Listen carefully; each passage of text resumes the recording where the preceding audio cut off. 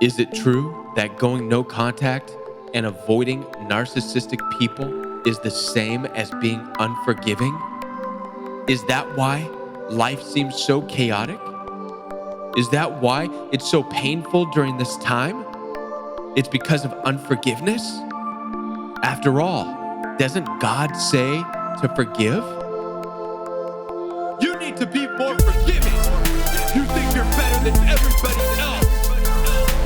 You need to humble down. God forgive people. Why can't you? Kevin here with the Royal We, and any time you are trying to break away from a toxic relationship, whether it's your parents or your friends or boyfriend or girlfriend, whatever the case may be, you can expect to be attacked and to have your character assassinated. You're going to be called names. You're going to be made out to be this bad person. There's going to be a smear campaign against you. You're going to hear things like, you are judgmental. You are selfish. And these things, you can justify these things. Judgmental?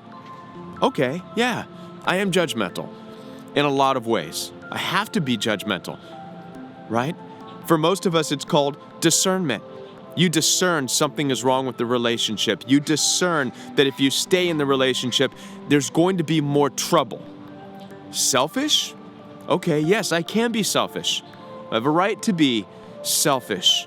After all, even the ancient Hebrew people understood, as it's written in the Bible, guard your heart, because out of it flows everything that you do in life. So you've got to be selfish to some extent with your heart.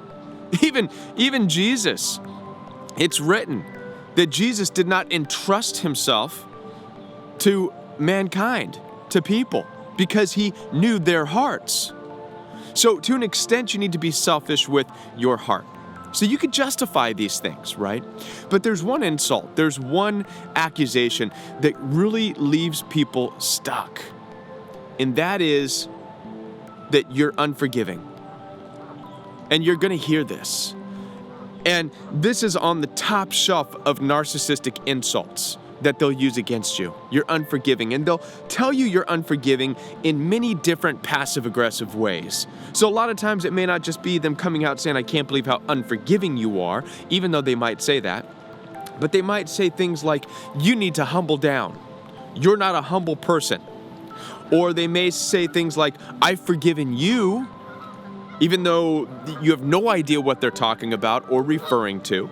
But they'll say, I've forgiven you, you should forgive me. Or I've forgiven you as God's forgiven all of us.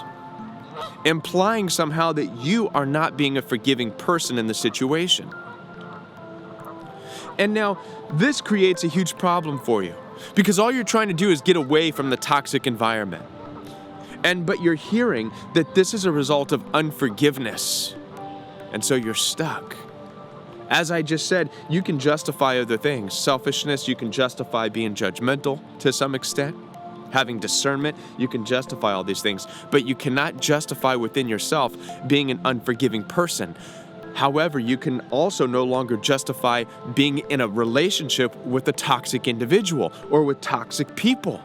So you're stuck. What's worse yet is you can start to try to figure this out going to churches and counselors, and you try to plead your case for leaving the relationship. All you're wanting to hear is for someone to tell you that it's okay to stay away from this toxic environment. But you're stuck hearing people say, well, you need to be forgiving. Look at what Jesus did. Look, he was forgiving. Okay? And this is where we get stuck. And so now you are wondering if everything that's going wrong in your life right now is a result of being unforgiving. I mean, let's look at the reality of the situation. You've been hurt by narcissistic abuse. You've been demeaned, devalued. A lot of you have lost things in life. You've lost your finances. You've lost your homes. You've lost your friends. You've lost your jobs. You've lost a lot. And when you throw in there this idea that you're not a forgiving person, it's easy to think that you're the reason. It's because of your unforgiveness that you're losing. As a matter of fact, I believe inside of each one of us, There's this notion subconsciously that unforgiveness brings about a lot of problems onto yourself, and it does. It does. Maybe you've heard the saying out there that being unforgiving is like drinking down poison and expecting something bad to happen to somebody else. The ancient Hebrew people understood it in this way. They wrote about this in the Old Testament of the Bible, that if you are unforgiving, that God will hand you over to your tormentors. Okay? So deep down inside of us, we are naturally responsive and fearful of being unforgiving. And so we start to seek this out. Is it because I'm unforgiving? And not only that, we start to maybe try to stay in a position where we're trying to connect and trying to meet narcissists and toxic people where they're at, and we're enduring more abuse because we don't want to be unforgiving, and because we're taking the bad advice of Christian counselors and teachers and all these things, of people saying, don't be unforgiving. And we're forcing ourselves to put on a smile and go in to these toxic relationships and engage with them when we should not be. So let's clarify this right now. You are not an unforgiving individual. You are not an unforgiving individual, okay?